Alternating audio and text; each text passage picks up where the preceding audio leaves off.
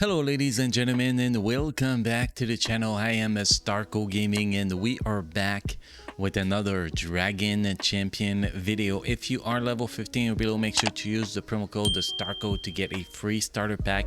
To do so, it is pretty simple. You go in the settings, use a promo code, and you enter the code Starko, S-T-A-R-K-O, like that.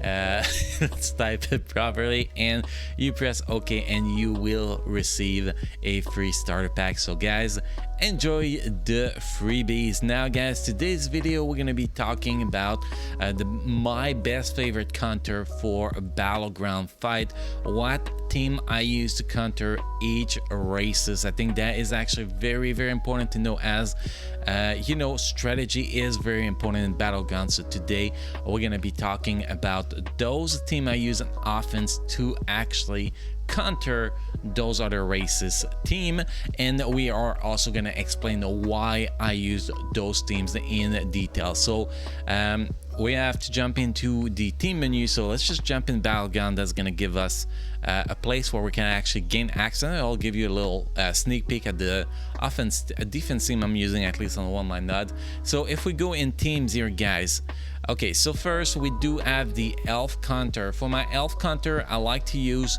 this team, the Solius lead with Nightingale, Frizzard, Eric Shellbreaker, and Garrett. Why this team? Is pretty simple. You have Garrett that will be applying is blindness, which is very useful. You're gonna have Eric Shellbreaker that's gonna apply is debuff immunity, which kind of counter what's her name, Talon, very much.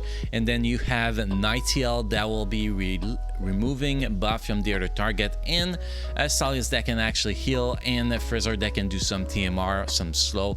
So the whole package together actually does an amazing job. And no, you don't need a tank in this unit. This unit can actually make it happen without a defender, although you might actually run into bad RNG after restart the fight a few times sometimes and maybe lose your first time victory if RNG is not on your side. But this team usually gets the job done. What's very important with this team is to have high speed on Garrett and high speed on the Eric Shellbreaker, which means having them as close as possible to 200 speed or higher if you can. Now the Pride Counter. Now with the reworks to the pandas, the Pride Counter is actually a panda thing for me. Now I know a lot of people don't think about that, but now Ember can remove all the buff from Salvador, so that kind of makes Salvador useless. You use that second skills from after the shell and the taunt is enabled on Salvador. You use that second skills from Ember. If you have high enough potency, boom, they all get removed. You can snipe the whole team and just finish Salvador at the end. And if you run into some issues, you still have a little Betty that can remove buff, obviously with her taunting ability, and you have a good shield healer with Petrified Queen, and you do have a lot of AoE and dodge. The dodge from Fao and a lot of AoE from both what's their name, Ember and Lake. They do crazy AoE together, so that can actually do a very solid job. So this thing for me was an instant kill on the Pride. That was the easiest time I had against the Pride when I tested that last week, well, last Battleground a few days ago, and that was a killer. That was definitely a killer. This is definitely my favorite Pride Counter now. Now next we do have the Orc Counter. The Orc Counter is actually pretty easy. The Goblin team is amazing at that, because the Goblin team is going to be able to snipe anybody with that follow-up attack, and I have a very weak Goblin team. My Goblin team is around, I think it's below 110,000 power, team power, and was able to beat a 0 lead team with Mordoom and Arduck in there that was around 130,000 power with only losing a couple targets. That was actually quite outstanding. This Goblin team is built properly with high enough potency, with enough speed. I'd say all those goblins need to have at least 180 speed to actually make that happen, but it's very easy. Apply your shock, do your follow-up attack, apply your slow, do your daze with Lure on the defender on the other side, and you're gonna get a very easy time. This is an awesome team. Next we have the Demon Counter. Demon Counter for me is a mix of buff with Elf, any defender that is Hilda, at least until I actually get Titania up, obviously. But this is the best demon counter, even if it's a buff lead. It does not matter. This team is what, around 100 to 20,000 power, maybe 125,000 power, and this team can destroy a demon team with buff lead, or even just buffing the team that is higher than 135,000 without too much problem. This is definitely my meta team for Battleground, and this is an amazing demon counter team without a single doubt. All you gotta do is get good RNG on your side, ability block or buff immunity on the Kiri, and then just destroy buff, and then the rest is very easy. That's pretty much all you need to do with this team. Next team, we have the Goblin Counter. The Goblin Counter is going to be a demon team because Goblin do follow-up attack and follow-up attack and follow-up attack, and if you put Slinger lead, every time you get attack, every time the opponent crits on one of your character, that character gain turn meter increase. So the more you get attack, the more turn meter increase you get, the more often you attack, and the faster it is to destroy the team. And I think this demon team is actually perfect. We bring 4 good demon and 1 demon that is not fully level in Red Ash, and it actually makes an amazing job. It's all about the leadership from Slinger in this team, keeping that count up as often as possible, and then just destroy, snipe the most annoying goblin first, and then finish with the less annoying in the end. Pretty much that's how you want to do it.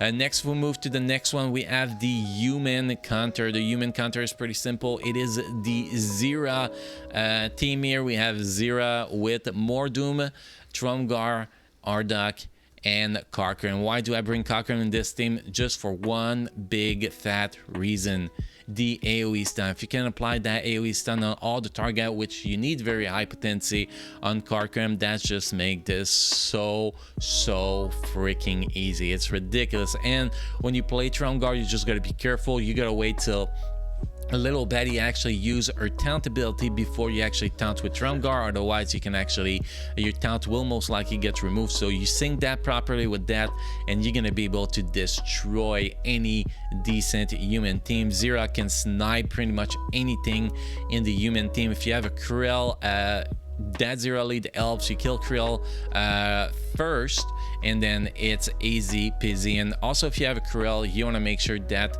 Krill is out and little Betty AoE, well, not AoE but taunt, is off the map to actually use that taunt on your Trumgar. This is my Orc team to counter the human team, and actually work pretty damn good, a lot better than people expect. Next, we have the Panda Counter.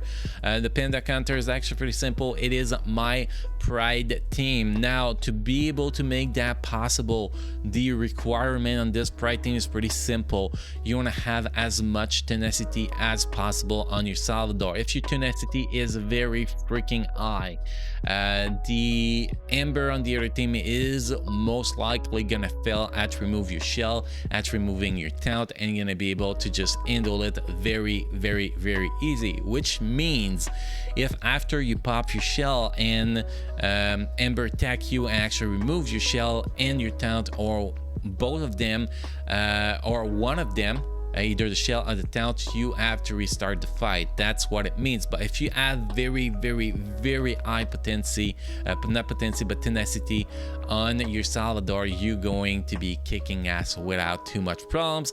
And also you need to have as much speed as possible on your Boras, because he's your damage dealer, as much speed as possible on your Kegi, because he is the support characters that will bring your ace and all that good buff to a Boras pretty much. And then you have your Hero that is just there for a leadership pretty much, to give you the advantage as a start of fight with Salvador. But this is actually a very solid team, but only again if you have very high tenacity on your Salvador. Now guys, if you have different content you use for every teams, make sure to share it in the comment section down below, guys. It is actually very important to help everybody else out that plays Battleground to know what are all the possible counters. Those are my counter I share in this video, but that does not mean that they are the counter for you. Everybody has different counter they use, and the more people that we get that sharing their counter in the comment section down below, the more people will get to improve in Battleground, which is